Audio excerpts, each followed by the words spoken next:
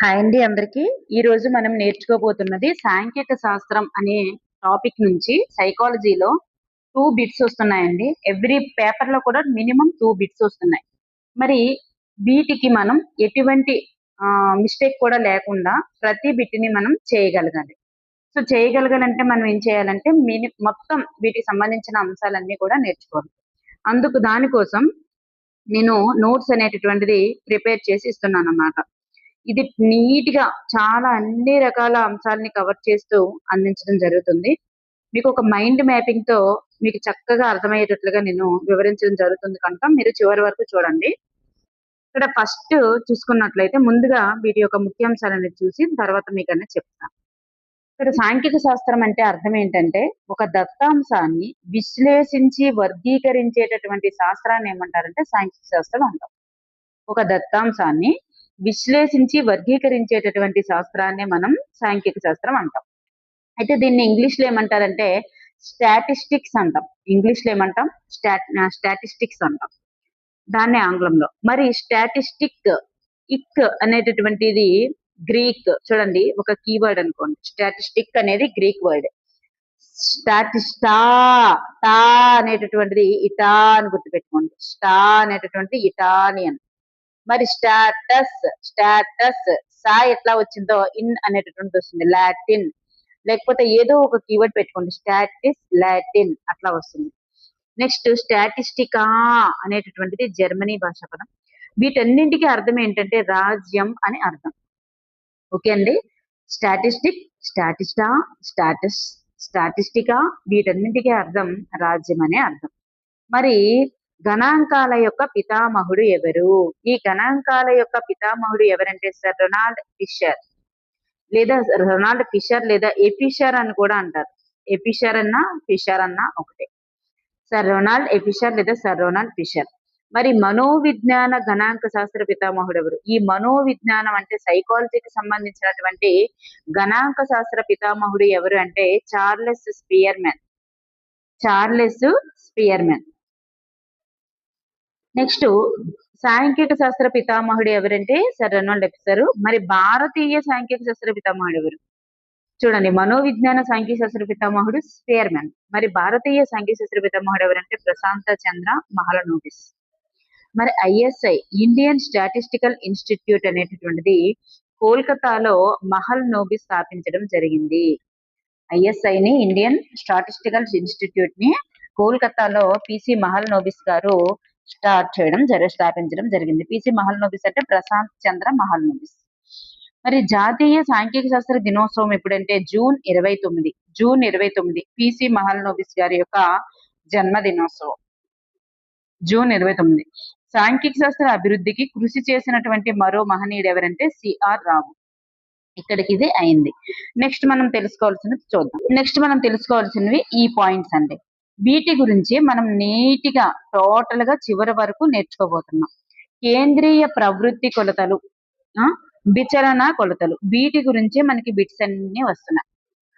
కేంద్రీయ ప్రవృత్తి కొలతలు, విచలన కొలతలు. మరి కేంద్రీయ ప్రవృత్తి కొలతలు అంటే ఇచ్చిన డేటా అంటే దత్తాంశం యొక్క కేంద్ర విలువను తెలియజేసేటటువంటివి కేంద్రీయ ప్రవృత్తి మాపనాలు. డేటా యొక్క కేంద్ర విలువను తెలియజేసేవి. మరి ఆ కేంద్ర విలువను తెలియజేసేవి ఏంటంటే సగటు, మధ్యగతం, బాహుళకం. మీరు ఈ వీడియో చూసిన తర్వాత నేను ఇక్కడ మీకు పైన చూపిస్తున్నటువంటి ట్యాగ్ చూడండి, లేదా కామెంట్ బాక్స్ లో కూడా లింక్ పెడుతున్నాను. ఆ వీడియోలో ప్రాక్టీస్ బిట్స్ అన్ని కూడా చేయగలుగుతారండి ఈ వీడియో చేసిన తర్వాత. నెక్స్ట్ మీకు ఎగ్జైట్మెంట్ తో కూడా ఉంటుంది. నెక్స్ట్ బిట్ ఏంటనేది మీరు టెస్ట్ లో కూడా చాలా ఈజీగా చేయగలుగుతారు. కేంద్రీయ ప్రవృత్తి మానాలు ఈ 3. మరి విచలన కొలతలు అనేటటువంటివి ఈ 6 అన్నమాట. ఇక్కడ విస్తృతి అనేది కూడా ఉంటుంది. ఇక్కడ విస్తృతి అనేటటువంటిది కూడా ఉంటుంది. ఇది 6. ఎన్ని ఉన్నాయంటే ఇవి టోటల్ గా 6 ఉన్నాయి. విచలన కొలతలు అంటే ఏంటి? ఈ సమూహంలోని విలువలు అనేవి కేంద్ర విలువ చుట్టూ అక్కడ మనకి కేంద్రీయ ప్రవృత్తి మాపనాలు అనేవి కేంద్ర విలువను తెలియజేస్తే, మరి విచలన కొలతలు అనేటటువంటివి ఈ కేంద్ర విలువ చుట్టూ ఎంత వరకు విస్తరించి ఉన్నాయో తెలియజేసేటటువంటిది.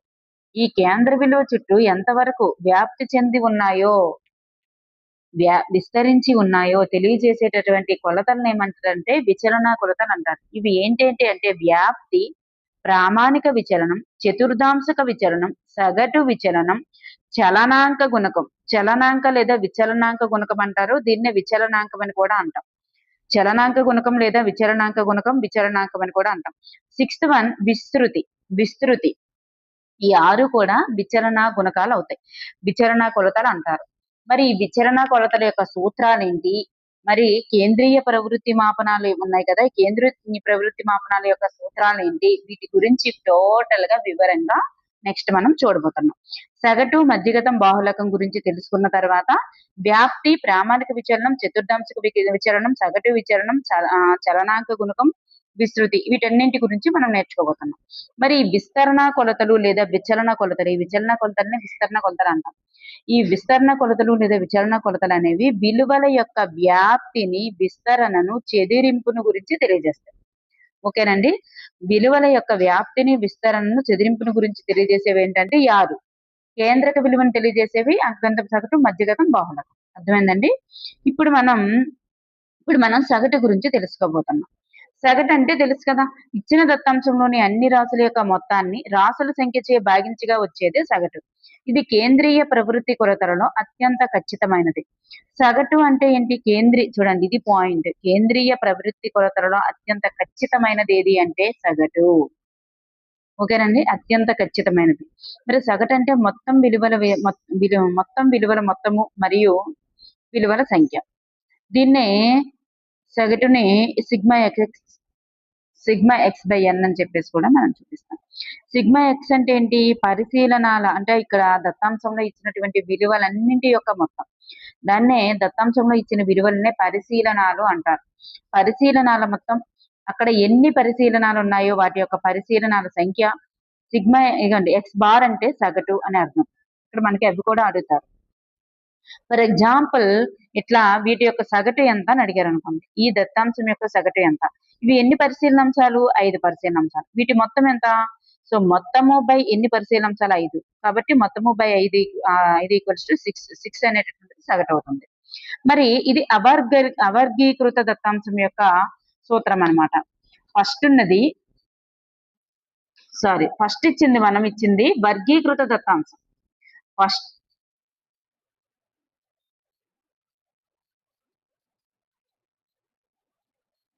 ఫస్ట్ మనం ఇచ్చినటువంటిది వర్గీకృత కాదు, అవర్గీకృత దత్తాంశం. ఇది అవర్గీకృత దత్తాంశం ఇది. మరి వర్గీకృత దత్తాంశం అంటే sigma f i x i by sigma f i అనేటటువంటిది వర్గీకృత దత్తాంశానికి సూత్రం. మరి ఈ సిగ్మా ఎఫ్ఐ ఎక్స్ఐ ఉంది కదా, సిగ్మా ఎఫ్ఐ ఉంది కదా, ఈ ఎఫ్ఐ అంటే అర్థం ఏంటంటే పౌనఃపున్యం.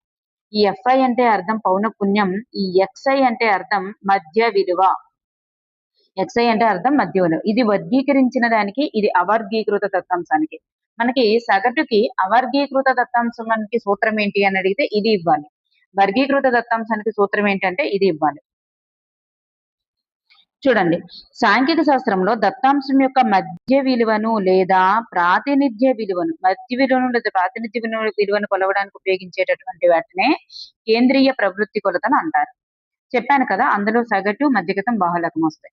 మధ్య విలువను లేదా ప్రాతినిధ్య విలువను కొలవడానికి ఉపయోగించేవే కేంద్రీయ ప్రవృత్తి మాపనాలు. మరి ఇవి 3 పద్ధతులు: అంకగంతపు సగటు, మధ్యగతం, బాహుళకం. మరి అంకగంతపు సగటు అంటే దత్తాంశంలో అన్ని రాసుల మొత్తాన్ని రాసుల సంఖ్యచే భాగించగా వచ్చేటటువంటి విలువ అంకగంతపు సగటు. మరి వర్గీకరించిన దత్తాంశానికి సూత్రం అవర్గీకృత అంటాం. దీన్ని వర్గీకరించిన దాన్ని అవర్గీకృత దత్తాంశం అంటాం. Sigma x by n. Sigma x అంటే రాసుల మొత్తం, ఎన్ అంటే రాసుల సంఖ్య. మరి వర్గీకృత దత్తాంశానికి సూత్రం sigma f i x i by sigma f i. మరి ఎఫ్ఐ అంటే పౌనఃపున్యం, ఎక్స్ఐ అంటే తరగతి మధ్య విలువ. మరి ఈ అంకగంతపు సగటు యొక్క ఉపయోగాలు చూద్దాం. ఉపయోగాలు చూస్తే భవిష్యత్ అంచనాలు వేయడానికి, బీజగణిత ప్రక్రియలు చేయడానికి ఉపయోగపడుతుంది అనమాట. బీజగణిత ప్రక్రియలు చేయడానికి మధ్యగతము పనికిరాదు, బాహుళకం కూడా పనికిరాదు. బీజగణిత ప్రక్రియలకు క్రింది వానిలో అనువైనది ఏది అని అంటే అంకగంతపు సగటు అని గుర్తుపెట్టుకోవాలి. రోజువారీ జీవితంలో ఒక విద్యార్థి మార్కుల సగటు లేదా క్రికెటర్ యొక్క పరుగుల సగటు కనుక్కోవడానికి ఉపయోగపడుతుంది. అలాగే వ్యాపారంలో సగటు ఆదాయం లేదా ఖర్చులను అంచనా వేయడానికి ఉపయోగపడుతుంది. అదే విధంగా పరిశోధనలలో సగటు ఉష్ణోగ్రత లేదా వర్షపాతాన్ని లెక్కించడానికి ఉపయోగపడుతుంది. సో ఈ విధంగా ఉపయోగపడుతుందన్నమాట. బీజగణిత ప్రక్రియలు చేయడానికి ఉపయోగపడుతుంది. భవిష్యత్ అంచనాలు వేయడానికి ఉపయోగపడుతుంది. పరిమితులొచ్చేసరికి అంకగణితపు సగటు అనేది కేంద్ర విలువను సూచించినప్పటికీ, ఇది చాలా ఎక్కువ లేదా తక్కువ ఉండేటటువంటి విలువ వలన సులభంగా ప్రభావితం అవుతుంది. ఈ పాయింట్ మనకి మధ్యగతం గురించి అడిగారండి. కేంద్ర విలువ అనేటటువంటిది చాలా ఎక్కువగా లేదా తక్కువగా ప్రభావితానికి గురయ్యేటటువంటి కేంద్రీయ ప్రవృత్తి విలువ ఏది అని అడిగారు. కేంద్ర విలువ సూచించినప్పటికీ, అంటే కేంద్ర విలువని 3 సూచించినప్పటికీ కూడా చాలా ఎక్కువ లేదా తక్కువ, గరిష్ట లేదా కనిష్ట అంశాల యొక్క ప్రభావం అనేది వీటిపైన ఉంటుంది, లేదా ప్రభావానికి లోనయ్యేటటువంటివి ఏవి అంటే మధ్యగతం. లోన్ అవ్వనిది ఏది అంటే మధ్యగతం. ప్రభావానికి వేగంగా లోనయ్యేది ఏది అంటే ఇక్కడ అంకగణితపు సగటు. ఎందుకు ఎక్కువ తక్కువ గరిష్ట కనిష్ట విలువలకు ప్రభావితం అవ్వదు మధ్యగతము అంటే అవి మధ్యలో విలువలను మాత్రమే తీసుకుంటది కాబట్టి. మరి మధ్యలో విలువలను మాత్రమే తీసుకుంటది కాబట్టి వేగంగా మధ్యగతం అనేది ప్రభావితం అవుతుంది. కానీ ఇక్కడ అంకగణితపు సగటు అనేటటువంటిది చాలా వేగంగా ప్రభావితం అవుతుంది. మనకి బిట్ నెక్స్ట్ టెట్ లో అడిగేటటువంటి అవకాశం ఉందన్నమాట. నెక్స్ట్ మధ్యగతం గురించి చూద్దాం. మధ్యగతం అంటే గణాంక శాస్త్రంలో కేంద్ర స్థానాన్ని కొలవడానికి ఉపయోగించేటటువంటి ముఖ్యమైన పద్ధతుల్లో మధ్యగతం ఒకటి. అయితే ఇచ్చిన దత్తాంశాన్ని ఆరోహణ లేదా ఆరోహణ క్రమంలోనైనా మార్చవచ్చు, అవరోహణ క్రమంలోనైనా మార్చవచ్చు. మరి ఆరోహణ లేదా అవరోహణ క్రమంలో అమర్చినప్పుడు సరిగ్గా మధ్యలో ఉండేటటువంటి విలువని ఏమంటారు అంటే మధ్యగతం అంటారు. ఇది దత్తాంశంలో 50% నకు సమానం. గుర్తుపెట్టుకోండి. అంటే దత్తాంశంలో రాసుల సంఖ్యని n అనుకున్నాం అనుకోండి, అప్పుడు బేసి సంఖ్య n అనేటటువంటిది బేసి సంఖ్య అయితే n+1/2 అనేది మధ్యగతం అవుతుంది. n అనేటటువంటిది సరి సంఖ్య అయిందనుకోండి, n అనేటటువంటిది సరి సంఖ్య గనక అయితే n/2 + n/2 + 1/2 అనేటటువంటిది ఇట్లా సరి సంఖ్య అయితే ఈ సూత్రం, బేసి సంఖ్య అయితే ఈ సూత్రం అవుతుంది అనమాట. మధ్యగతానికి సూత్రం అవుతుంది. మరి వర్గీకృత దత్తాంశానికి ఇట్లా సూత్రం ఉంది. ఒకసారి చూద్దాం మళ్ళీ. ఇగోండి, మనకి n బేసి సంఖ్య గాని అయ్యింది అనుకోండి, ఆడ్ నెంబర్ గనక అయితే మీడియన్ కి సూత్రం ఇది. మరి n అనేది సరి సంఖ్య గనక అయితే మీడియన్ కి సూత్రం ఇదన్నమాట. మరి వర్గీకృత దత్తాంశానికి గ్రూప్డ్ డేటా ఇచ్చారనుకోండి, ఎక్కువ డేటా ఇచ్చారనుకోండి, ఒక పట్టిక లాగా ఇచ్చారనుకోండి, ఆ పట్టిక లాగా ఇచ్చేటప్పుడు గ్రూప్డ్ డేటా ఇచ్చేటప్పుడు వర్గీకృత దత్తాంశానికి మాత్రం సూత్రం ఇదన్నమాట. అవర్గీకృత అయితే ఇవి, అంటే అవర్గీకృతనే వర్గీకరించని అంటాం. మరి వర్గీకృత వచ్చేసరికి L+n/2 - CF/F × H అవుతుంది. మరి L అంటే ఏంటంటే దిగువ హద్దు. ఇది పాయింట్ గుర్తుపెట్టుకోండి, ఎందుకంటే ఆప్షన్ లో ఎగువ హద్దు అని కూడా ఇస్తుంటారు మనల్ని కన్ఫ్యూజ్ చేయడానికి. మధ్య తరగతి యొక్క దిగువ హద్దు మొత్తం పౌనఃపున్యాల సంఖ్య సిగ్మా F. మరి మధ్య తరగతికి ముందు తరగతి సంచిత పౌనఃపున్యం CF అంటే ఏంటంటే మధ్య తరగతికి ముందు తరగతి సంచిత పౌనఃపున్యం. మరి F అంటే ఏంటంటే మధ్య తరగతి పౌనఃపున్యం. F అంటే మధ్యతరగతి పౌనఃపున్యం, CF అంటే మధ్యతరగతికి ముందున్న సంచిత పౌనఃపున్యం, H అంటే తరగతి అంతరం. H అంటే ఏంటి?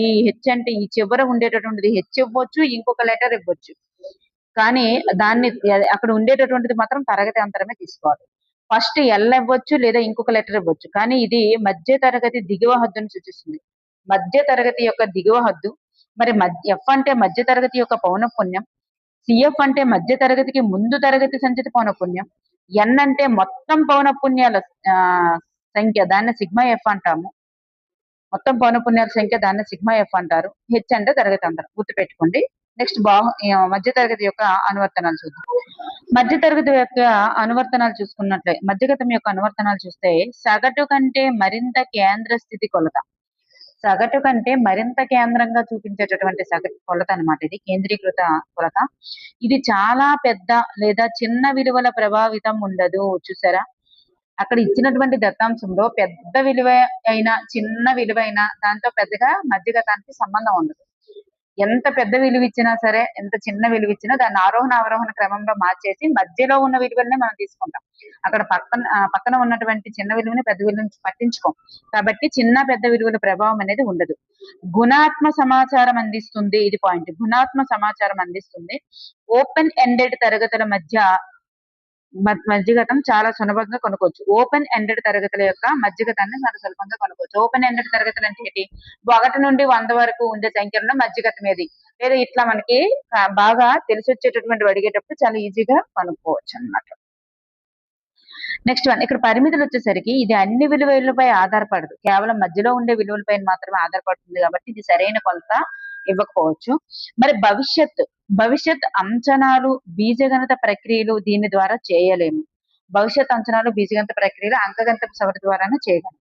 దత్తాంశ అమరిక అనేటటువంటిది తప్పనిసరి కాబట్టి ఎక్కువ దత్తాంశం ఇచ్చేటప్పుడు దాన్ని ఆరోహణ లేదా అవరోహణ క్రమంలోనికి మార్చడం అనేటటువంటిది చాలా కష్టంతో కూడుకున్నటువంటి పని అన్నమాట. చాలా కష్టంతో కూడుకున్నటువంటి పని.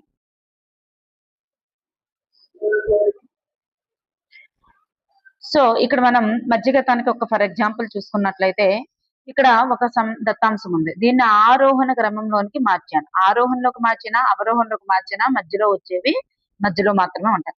ఇది సరి సంఖ్యల రూపంలో ఉంది కదా. మధ్యలో వచ్చేటటువంటివి ఏం తీసుకోవాలంటే ఈ రెండింటిని కలిపేసి బై 2 చేస్తాము. ఆ వచ్చేదే మధ్యగతం అవుతుంది. అదే బేసి సంఖ్యలు అనుకోండి. బేసి సంఖ్యల అంటే ఎన్ని వచ్చాయి? ఒక 5 కదా. ఇది దత్తాంశం అనేది బేసి రూపంలో ఉంది. అప్పుడు ఏమవుతుంది? మధ్యలో అటు సగం ఇటు సగం తీసేస్తే మధ్యలో ఒక సంఖ్య వచ్చింది కాబట్టి అదే మధ్యగతం అవుతుంది. మరి ఇటు సగం తీసేగా మధ్యలో 2 సంఖ్యలు వచ్చాయి కాబట్టి ఇది రెండింటి మొత్తము బై 2 వేసుకుంటాము. ఇది మధ్యగతం అవుతుంది. ఈ విధంగా కడతాం అన్నమాట. నెక్స్ట్ బాహుళకంకి వచ్చేసరికి దత్తాంశంలో అత్యధిక సార్లు పునరావృతం అయ్యేటటువంటి విలువనే బాహుళకం అంటారు. అత్యధిక సార్లు పునరావృతం అయ్యేటటువంటి విలువను బాహుళకం అంటారు. గణాంక శాస్త్రంలో కేంద్రీయ స్థానాన్ని సూచించేటటువంటి ముఖ్యమైనటువంటి కొలత ఏది అంటే బాహుళకం. కేంద్రీయ స్థానాన్ని కొలిసేటటువంటి ముఖ్యమైన కొలత ఏది అంటే బాహుళకం. బాహుళకం 2 రకాలు, ఏకబాహుళక దత్తాంశం, బహుబాహుళక దత్తాంశం. ఇక్కడ చూడండి, ఒకే సంఖ్య ఇచ్చినటువంటి దత్తాంశంలో అంటే ఒక సంఖ్య అత్యధిక సార్లు పునరావృతం అయ్యేటటువంటి విలువనే కదా బాహుళకం అంటారు. మరి ఇచ్చిన దత్తాంశంలో ఎక్కువ సార్లు పునరావృతం అయ్యేటటువంటిది 3 అనేటటువంటి నెంబర్. మరి కేవలం ఒకే ఒక గరిష్ట పౌనఃపున్యం కలిగి ఉంటుందన్నమాట ఏకబాహుళక దత్తాంశం అంటే ఒకే సంఖ్య. ఇక్కడ బాహుళకం ఎంత అవుతుందంటే 3 అవుతుంది. ఒకే సంఖ్య ఎక్కువ సార్లు పునరావృతం అయితే దాన్ని ఏకబాహుళక దత్తాంశం అంటారు. కానీ ఒకే సంఖ్య రెండు సంఖ్యలు పలుమార్లు దత్తాంశం అయ్యాయి, రిపీట్ అయ్యాయి అనుకోండి, పునరావృతం అయ్యాయి. 2 సంఖ్యలు పలుమార్లు పునరావృతం అయితే అప్పుడు దాని యొక్క బాహుళకం 4, 5 అవుతుంది. సో ఇది ఇలా బహుబాహుళక దత్తాంశం అంటారు. దత్తాంశంలో వాటికంటే ఎక్కువ విలువలకి గరిష్ట పౌనఃపున్యం ఉండడం అనేది బహుబాహుళక దత్తాంశం అంటారు. దీని యొక్క ఉపయోగాలు చూసుకున్నట్లయితే వ్యాపారం, పరిశ్రమలు, సామాజిక సర్వేలలో బాహుళకం ఎక్కువగా ఉపయోగపడుతుంది. వ్యాపారం, పరిశ్రమలు, సామాజిక సర్వేలలో ఎక్కువగా ఉపయోగపడుతుంది. వ్యాపారంలో డిమాండ్ అంచనా వేయడానికి, పరిశ్రమలలో అత్యధికంగా అమ్ముడుపోయేటటువంటి చూడండి అత్యధికం అనే వర్డ్ ఎక్కువగా కనిపిస్తే దీన్ని మనం ఎంచుకోవచ్చు. డిమాండ్ అంటే అత్యధికులు కొనే వాళ్ళు ఎవరో తెలుసుకోవచ్చు. జీవన ప్రమాణాల కొలత, జనాభాలో అత్యధికంగా ఉపయోగించే వస్తువుల గురించి తెలుసుకోవచ్చు. ఎందుకంటే రిపీట్ అయ్యేటటువంటిదే కాబట్టి. సో ఇక్కడ పరిమితులు వచ్చేసరికి ఖచ్చితత్వ లోపం. దత్తాంశం చిన్నదిగా ఉన్నదనుకోండి అప్పుడు పనికిరాదు. దత్తాంశం చిన్నదిగా ఉంటే అందులో పునరావృతం అయ్యేటటువంటి నెంబర్ని మనం కనిపెట్టడం కష్టం. ఏకైక విలువ లేకపోవడం, ఒక్కటే ఇది రిపీట్ అవుతుంది అని చెప్పలేం, ఎక్కువ నెంబర్లు కూడా రిపీట్ అవ్వచ్చు. సో ఏకైక విలువ లేకపోవడం. బీజీయ ప్రక్రియలు చేయలేము, బ్రీజీ ప్రక్రియలు చేయడానికి సగటు మాత్రమే ఉపయోగకరం. ముగింపు లేకపోవడం, దత్తాంశం చివర ప్రారంభంలో ఉండేటటువంటి విపరీత మార్పులు బాహుళకాన్ని అంతగా ప్రభావితం చేయవు. దత్తాంశము చివర ప్రారంభంలో ఉండేటటువంటి మార్పులు అనేవి బాహుళకాన్ని అంతగా ప్రభావితం చేయవు. చివర ప్రారంభంలో అంటే దత్తాంశంలో ఉండేటటువంటి అన్ని రకాల సంఖ్యలు కూడా ప్రభావితం చేసేటటువంటిది ఏది అంటే సగటు ఒకటే. ఎందుకంటే అన్ని రకాల సంఖ్యల్ని మొత్తం చేయాలి, దాంతో భాగించాలి ఆ సంఖ్యతో. అందువల్ల అది ఎక్కువగా ప్రభావితం అవుతుంది. ఇవేవి కూడా ప్రభావితం అవుతాయి, 2 కూడా ప్రభావితం అవుతాయి. ఒకసారి బాహుళకానికి సూత్రం చూద్దాం. బాహుళకానికి సూత్రం చూసుకున్నట్లయితే దత్తాంశంలో అత్యధిక సార్లు లేదా అధిక పౌనఃపున్యం అంటాం దాన్ని. అత్యధిక సార్లు పునరావృతం అయ్యేటటువంటి విలువనే బాహుళకం అంటారు. ఎక్కువ సార్లు వచ్చిన అంటే అవలోకనం అంటారు దాన్ని. వర్గీకరించిన దత్తాంశానికి వర్గీకరించని దత్తాంశం అంటే అవర్గీకృత దత్తాంశానికి సూత్రం ఏంటంటే ఎక్కువ సార్లు పునరావృతం అయ్యేటటువంటి నెంబర్. నేను ఎగ్జాంపుల్ ఇచ్చాను కదా, అవి అవర్గీకృత దత్తాంశానికి సూత్రాలు అన్నమాట. అవర్గీకృత దత్తాంశాన్ని ఎక్కువ సార్లు పునరావృతం అయ్యేటటువంటి నెంబర్నే మనం తీసుకుంటాం. మరి వర్గీకృత దత్తాంశం అంటే ఒక పట్టిక రూపంలో ఇచ్చేటటువంటి వాటికి మనం ఈ సూత్రం ఉపయోగించాలి, మోడ్ అనేటటువంటిది. అయితే ఇక్కడ L plus F1 minus F0 by వర్గీకృత దత్తాంశానికి చూసుకున్నట్లయితే L plus F1 minus F0 by 2F minus F0 minus F2 into H ఇట్లా వస్తుంది. ఇక్కడ బాహుళక తరగతి దిగువ హద్దు, ఎల్ అంటే, మరి ఇక్కడ హెచ్ అంటే తరగతి అంతరం. ఇందాకట్లాగానే ఎల్ అంటే దిగువ హద్దు, హెచ్ అంటే తరగతి అంతరం.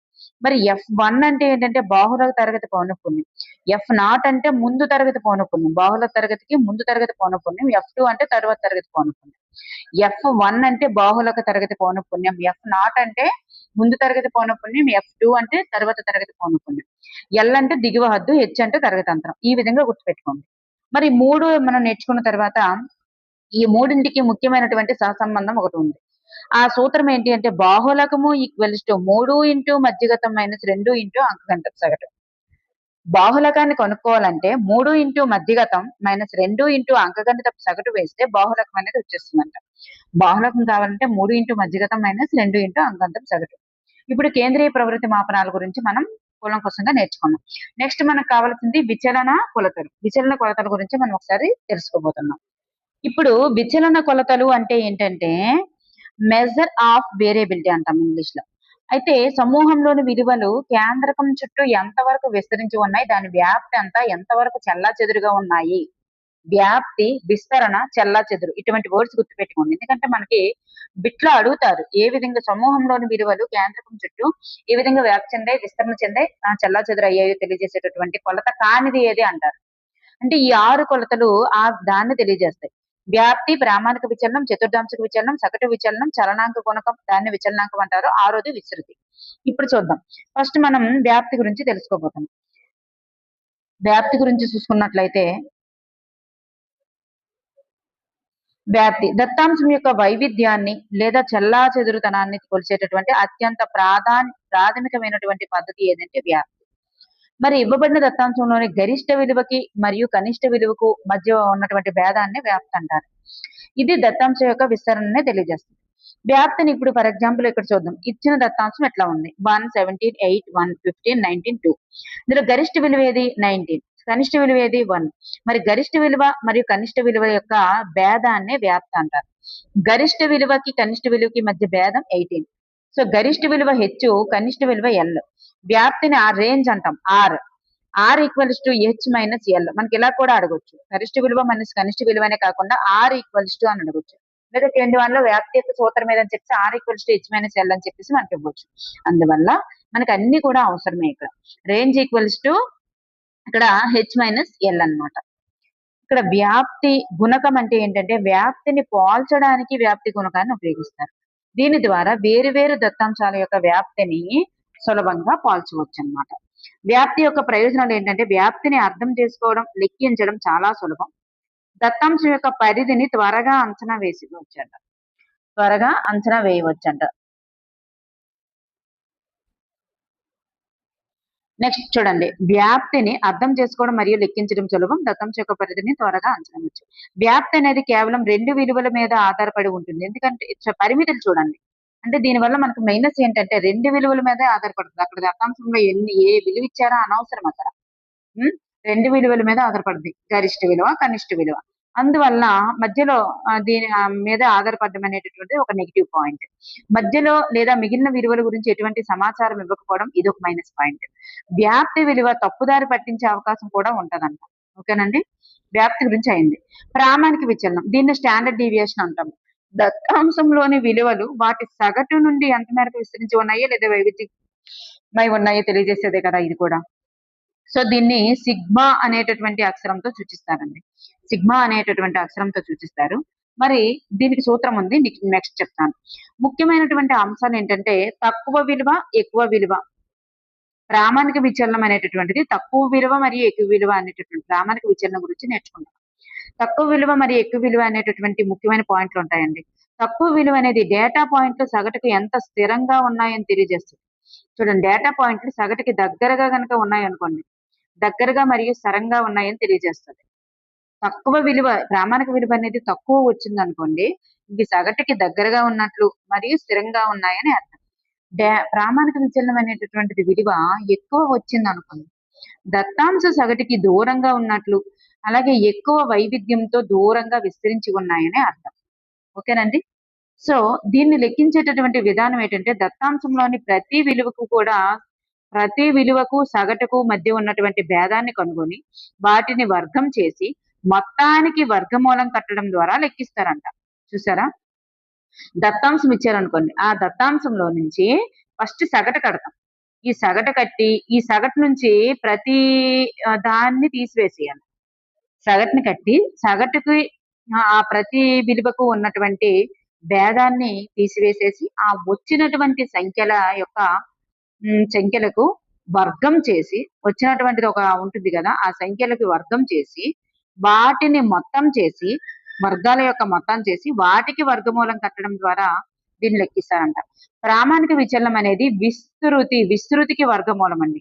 విస్తృతి ఎలాగైతే కడతామో దానికి వర్గమూలం చేయడమే. విస్తృతి అంటే ఏంటంటే దత్తాంశంలో ప్రతి విలువకి సగటుకి మధ్య ఉన్నటువంటి భేదాన్ని కట్టి దాన్ని వర్గం చేసి మొత్తం చేస్తాం. ఈ మొత్తం వరకు ఇదంతా కూడా విస్తృతి అవుతుంది అనమాట. ఈ మొత్తానికి వర్గమూలం చేస్తే అది ప్రామాణిక విచలనం అవుతుంది. విస్తృతికి వర్గమూలం చేయడమే ప్రామాణిక విచలనం. అయితే విస్తృతి అంటే ఏంటంటే, విస్తృతి అంటే ప్రామాణిక విచలనానికి వర్గం చేయడం, స్క్వేర్. ప్రామాణిక విచలనానికి వర్గం చేస్తే విస్తృతి వస్తుంది. ప్రామాణిక విచలనం కావాలంటే విస్తృతికి వర్గమూలం చేస్తే ప్రామాణిక విచలనం వస్తుంది. విస్తృతి అంటే ప్రామాణిక విచలనం యొక్క వర్గాన్ని విస్తృతి అంటారు. ఓకేనండి. నెక్స్ట్ వన్, ఉపయోగాలు చూస్తే పరిశ్రమలలోనికి, ఫైనాన్స్ కి ఉపయోగపడతాయి అన్నమాట. ఇది పరికరాల్లోని అస్థిరత మరియు ప్రమాదాన్ని సూచించేటటువంటి గణాంక కొలత. సగటు నుండి ఎంత వైవిధ్యం ఉందో సాధారణ విచలనం అనేటటువంటిది తెలియజేస్తుంది అన్నమాట. ఇక్కడ చూడండి, ప్రామాణిక విచలనానికి ఇది విస్తృతి యొక్క వర్గమూలం. డేటా ఎంత విస్తరించి ఉందో ఖచ్చితంగా చెప్పడానికి సాంఖ్యక శాస్త్రంలో దీన్ని ఎక్కువగా ఉపయోగిస్తారు. అయితే దీని యొక్క సూత్రం చూడండి, సిగ్మాతో సూచిస్తాం కదా ప్రామాణిక విచలనాన్ని. స్టాండర్డ్ డీవియేషన్ ని సిగ్మాతో సూచిస్తాం. ఈ సిగ్మా ఈక్వల్స్ టు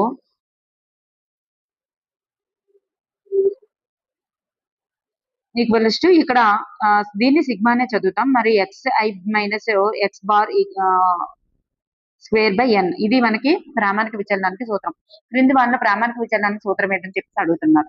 ఎందుకంటే ప్రాక్టీస్ బిట్స్ లో చూడండి మీకు ఉంది. ఓకేనండి. నెక్స్ట్ చూద్దాం.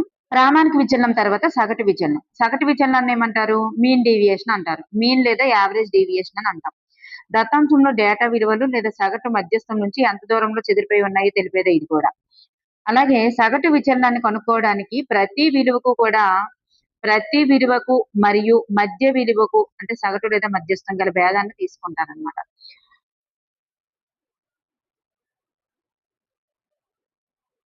దీని సూత్రం ఏంటంటే sigma xi x bar by n అనమాట. Sigma xi x bar by n. xi అంటే ప్రతి దత్తాంశం యొక్క విలువ, x బార్ అంటే దత్తాంశం యొక్క సగటు, n అంటే దత్తాంశాల సంఖ్య. ఇది పూర్ణ విలువలను పట్టించుకోదన్నమాట. ఇది మైనస్ విలువలను పట్టించుకోదు. ఇక్కడ చూడండి, ఇక్కడ విచలనాల యొక్క సగటుని లేదా సగటు విచలనాన్ని కట్టే పద్ధతి ఏంటంటే ఫస్ట్ సగటు కడతామండి. సగటు కడితే ఇంత వచ్చింది. ఈ విచలనాలు అనేటటువంటిది కట్టాలి. విచలనాలు అంటే ఏంటి? ఈ సగటు నుంచి ప్రతి నెంబర్ ని తీసివేయాలి. సగటు నుంచి ప్రతి నెంబర్ ని ఎట్లా తీసుకుంటూ వెళ్తే మనకి ఏమొచ్చాయి? 4 2 0 2 4 ఇట్లా వచ్చాయి. 4 2 0 2 4 అనేటటువంటి వచ్చాయి కదా. ఇక్కడ మైనస్ ఆ ప్లస్ అనేది పట్టించుకోదు. విచలనాలు సగటు కట్టేటప్పుడు ఏం చేస్తారంటే ఇట్లా వీటన్నింటి యొక్క సగటుని, విచలనాలు కట్టి విచలనాలకు సగటు కట్టడమే విచలనాల సగటు అనమాట. విచలనాలు కట్టి విచలనాలకి సగటు కట్టడమే విచలనాల సగటు. విచలనాలు కట్టడం తెలుసు కదా, విచలనాలకి సగటు కట్టడం ఇట్లా అనమాట. So sigma xi minus x bar by n, ఇదే సగటు విచలనానికి సూత్రం అనమాట. అట్లయితే సగటు విచలనానికి ఆ చూడండి, సగటు నుండి సగటు విచలనానికి సూత్రం ఇదన్నమాట. సగటు నుండి సగటు విచలనానికి ఇది సూత్రం. మధ్యగతం నుంచి సగటు విచలనానికి ఇది సూత్రం అన్నమాట. మధ్యగతం నుంచి సగటు విచలనానికి ఇది సూత్రం. సగటు నుండి సగటు విచలనానికి ఇది సూత్రం. సో ఈ xi మైనస్ ఎక్స్ బార్ అనేటటువంటివి విచలనాల యొక్క ధనాత్మక విలువలనే సూచిస్తాయి. చెప్పాం కదా విచలనానికి అనమాట. ఈ బార్ లో ఉన్నటువంటివి మరి xi మైనస్ ఎక్స్ ఈ బార్ ఇట్లా ఈ లోపల ఉన్నటువంటివి పూర్ణాంక విలువలు అయితే తీసుకోము. అర్థమైంది కదా. సో ఈ సూత్రం చూడండి, ఈ సూత్రానికి సిమిలర్ గా ఉన్నటువంటి సూత్రాలు మనకు ఉంటాయి. విస్తృతి వచ్చేసరికి అక్కడ స్క్వేర్ వచ్చింది చూడండి. విస్తృతి అవర్గీకృత దత్తాంశాన్ని సిగ్మా స్క్వేర్, ప్రామాణిక విచలనానికి స్క్వేర్ నే విస్తృతి అంటాము. ప్రామాణిక విచలనం అనేది సిగ్మా. సో సిగ్మాకి స్క్వేర్ అనే ఇట్లా సూచిస్తాం అనమాట. సిగ్మా స్క్వేర్ అనేటటువంటిది అవర్గీకృత దత్తాంశానికి ఇది సూత్రం, వర్గీకృత దత్తాంశానికి ఇది సూత్రం అన్నమాట. చూడండి, xi minus X bar whole square అనేటటువంటిది వస్తుంది విస్తృతికి సూత్రం అయితే. మరి సగటు విచలనానికి సూత్రం అయితే ఇట్లా వచ్చింది. మరి ప్రామాణిక విచలనానికి సూత్రం అయితే రూట్ ఓవర్ వచ్చింది చూడండి. విస్తృతికి వర్గమూలమే, విస్తృతి సూత్రం వేసుకుని దానికి రూట్ పెట్టేస్తే మనకి ప్రామాణిక విచలనం వస్తుంది. చూసారా. విచలన గుణాంకానికి సూత్రం ఏంటంటే CV, sigma by x into 100. Sigma by x into 100 అనేది విచలన గుణాంకానికి సూత్రం అన్నమాట. మనకి ఇట్లా ఉన్నాయన్నమాట. చతుర్థాంశక విచలనం అంటే Q3 మైనస్ Q1/2. ఇది చతుర్థాంశక విచలనానికి విస్తృతికి సూత్రం ఏంటంటే Q3/Q1/2 అనేటటువంటిది అనమాట మనకి చతుర్థాంశక విచలనానికి సూత్రం. సో వ్యాప్తికి మనకు తెలుసు. ఇవి మనకి 6 అనేటటువంటివి విచలనాలు అవుతాయి అన్నమాట. ఇక్కడ చతుర్థాంశక విచలనం గురించి ఒకసారి మనం చూసుకున్నట్లయితే, చతుర్థాంశక విచలనాన్ని మనం కోఎఫిషియంట్ ఆఫ్ క్వార్టైల్ డేవియేషన్ అంటారనమాట. క్వార్టైల్ డేవియేషన్ అంటారు. ఇది సాపేక్ష విస్తరణ కొరత, రిలేటివ్ మెజర్ ఆఫ్ డిస్ప్రెషన్ అంటాము. అయితే ఇది డేటా విస్తరణ శాతం లేదా నిష్పత్తి రూపం, డేటా విస్తరణను శాతం లేదా నిష్పత్తి రూపంలో తెలియజేస్తుంది అనమాట. ఇక్కడ చూడండి, దీనికి సూత్రం ఏంటంటే Q3 మైనస్ Q1/2 అనేటటువంటిది సూత్రం అండి. Q3 మైనస్ Q1/2 సూత్రము. మరి వేర్వేరు శ్రేణులను పోల్చడానికి కూడా దీన్ని ఉపయోగించడం జరుగుతుంది. అయితే ఇక్కడ ఇది కూడా ఒక సూత్రం, ఇది కూడా ఒక సూత్రం అన్నమాట. Q3 మైనస్ Q1/2 అనేటటువంటిది ఎక్కువగా మనకి రిపీటెడ్ గా వస్తుంది. అయితే ఇందులో Q1 అనేది 25% సూచిస్తుంది, Q2 అనేది సగం 50% సూచిస్తుంది, Q3 అనేది 75% సూచిస్తుంది. సో Q1 అంటే మొదటి చతుర్థాంశకం, Q3 అంటే తృతీయ చతుర్థాంశకం అన్నమాట. నెక్స్ట్ వన్ లక్షణాలు ఏంటంటే, ఇది ఒక యూనిట్ లేని కొలత. 2 లేదా అంతకంటే ఎక్కువ సమూహాల విస్తరణను పోల్చడానికి ఉపయోగపడుతుంది. 2 లేదా అంతకంటే ఎక్కువ సమూహాల యొక్క విస్తరణను పోల్చడానికి ఉపయోగపడుతుంది. అలాగే అతిపెద్ద మరియు అతి చిన్న విలువల ప్రభావం అనేది దీనిలో తక్కువగా ఉంటుంది. ప్రభావం కూడా దీనిలో తక్కువగా ఉంటుంది. అసాధారణ విలువలు ఉన్నప్పుడు కూడా ఉపయోగకరంగా ఉంటుంది. 2 శ్రేణుల విస్తరణను పోల్చడానికి అవుట్లైన్స్ ఎక్కువగా ఉన్నటువంటి డేటాల్లో ఉపయోగకరం. అలాగే సామాజిక శాస్త్రం, అర్థశాస్త్రం, విద్యా గణాంకాల్లో కూడా విస్తృతంగా ఉపయోగిస్తాం. సహసంబంధం గురించి ఒకసారి చూద్దాం. 2 లేదా అంతకంటే ఎక్కువ వేరియబుల్స్ మధ్య గల సంబంధాన్ని యొక్క తీవ్రతను, దిశను తెలిపేటటువంటి ఒక కొలత అన్నమాట.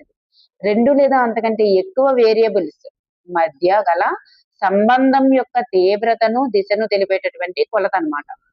అదే 2 వేరియబుల్స్ ఒకే దిశలో కదిలాయి అనుకోండి, అది సానుకూల సంబంధం. 2 వేరియబుల్స్ వ్యతిరేక దిశలో కదిలితే అవి ప్రతికూల సంబంధం. 2 వేరియబుల్స్ మధ్య ఎటువంటి సంబంధం లేకపోతే అది 0 సహసంబంధం కింద వస్తుంది. సహసంబంధ గుణకం అంటే ఏంటంటే, ఇది మనకు బిట్ అడిగారు. సహసంబంధ గుణకం సహసంబంధం యొక్క బలాన్ని కొలవడానికి కార్ల్ పియర్సన్ కోఎఫిషియంట్ ను ఎక్కువగా ఉపయోగిస్తారు. సహసంబంధం యొక్క బలాన్ని కొలవడానికి దేన్ని ఉపయోగిస్తారంటే కార్ల్ పియర్సన్ కోఎఫిషియంట్ ని ఉపయోగిస్తారన్నమాట. కోఎఫిషియంట్ ని ఎక్కువగా ఉపయోగిస్తారు. దీని విలువ ఎల్లప్పుడూ కూడా -1 నుంచి +1 మధ్యలో ఉంటది. +1 అంటే పరిపూర్ణ సానుకూల సంబంధం, -1 అంటే పరిపూర్ణ ప్రతికూల సంబంధం, 0 అని అంటే ఎలాంటి సంబంధం లేకపోవడం. మరి సహసంబంధాన్ని కొలిచేటటువంటి పద్ధతులు ఏంటి? ఎక్కువగా ఉపయోగించేది కార్ల్ పియర్సన్ బలాన్ని కొలవడానికి కార్ల్ పియర్సన్ కోఎఫిషియంట్ ని ఎక్కువగా ఉపయోగిస్తారు. మరి వీటిని కొలిచేటటువంటి పద్ధతులు ఏంటంటే స్టార్టర్ ప్లాట్, అలాగే కార్ల్ పియర్సన్ ప్రొడక్ట్ మూవ్మెంట్ పద్ధతి, స్పియర్మన్ ర్యాంక్ పద్ధతి. స్టార్టర్ ప్లాట్ అనేటటువంటిది ఇది గ్రాఫ్ పద్ధతి అన్నమాట. ఎక్స్ మరియు వై అక్షాంశాలపై దత్తాంశాలను చుక్కలుగా చూపించేటటువంటి విధానం. కార్ల్ పియర్సన్ ప్రొడక్ట్ మూవ్మెంట్ పద్ధతి ఏంటంటే రెండు వేరియబుల్స్ మధ్య సరళ రేఖ సంబంధాన్ని లెక్కించే ప్రామాణిక పద్ధతి. మరి స్పియర్మన్ ర్యాంక్ పద్ధతి అనేటటువంటిది వేరియబుల్స్ యొక్క ర్యాంక్ ఆధారంగా సహసంబంధాన్ని లెక్కించేటటువంటి పద్ధతి.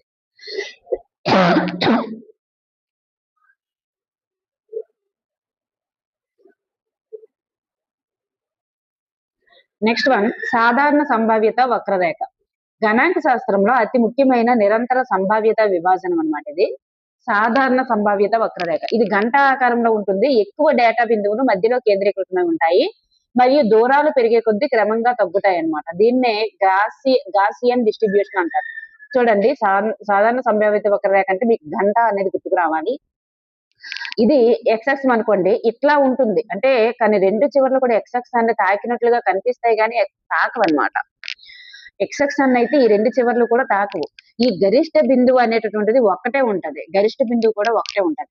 దీనిలో ఎక్కువ డేటా బిందువులు మధ్యలో కేంద్రీకృతమై ఉంటాయి. ఈ మధ్యలో కేంద్రీకృతమై డేటా బిందువులు కేంద్రీకృతమై ఉంటాయి.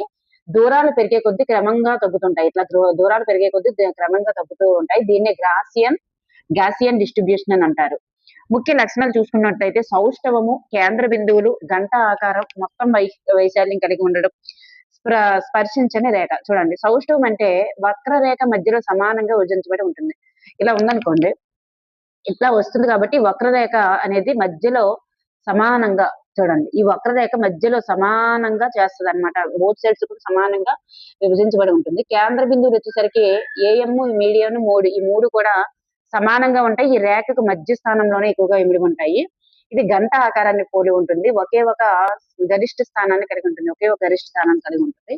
మొత్తం వైశాల్యం వచ్చేసరికి వక్రరేఖ కింద ఉన్నటువంటి మొత్తం వైశాల్యం లేదా సంభావ్యత అనేది 1 లేదా 100% ఉంటుంది అనమాట. స్పర్శించని రేఖ, వక్రరేఖ రెండు చివర్లలో కూడా ఎక్సెక్సాన్ని సమీపిస్తుంది కానీ ఎప్పటికీ కూడా తాకదు. వక్రరేఖ రెండు చివర్ల ఎక్సెక్షన్ దగ్గరికి ఇట్లా వస్తుంది. ఇలా ఎక్సెక్షన్ దగ్గరికి ఇలాగ వస్తుంది, ఇలా వెళ్ళిపోదు తప్ప తాకదు అనమాట. ఓకేనండి. నెక్స్ట్ వన్ చూద్దాం, సంచిత పౌనఃపున్య వక్రరేఖ. వీటి నుంచి కూడా మనకు బిట్స్ వచ్చాయి. దీన్నే ఒగీవ్ లేదా వజీవ్ అంటారనమాట, సంచిత పౌనఃపున్య వక్రరేఖని. మరి ఇచ్చినటువంటి దత్తాంశాన్ని గ్రాఫ్ రూపంలో సులభంగా అర్థం చేసుకోవడానికి, విశ్లేషించడానికి ఇది చాలా ప్రభావవంతమైన పద్ధతి. అయితే ఇది రెండు రకాలు, ఎక్కువ ఒగీవ్ అలాగే తక్కువ ఒగీవ్ అన్నమాట. తరగతి దిగువ హద్దులను సంబంధిత ఎక్కువ సంచిత పౌనఃపున్యంతో కలుపుతూ గీసే వక్రరేఖ. ఇది ఎడమ నుండి కుడికి వెళ్లే కొద్దీ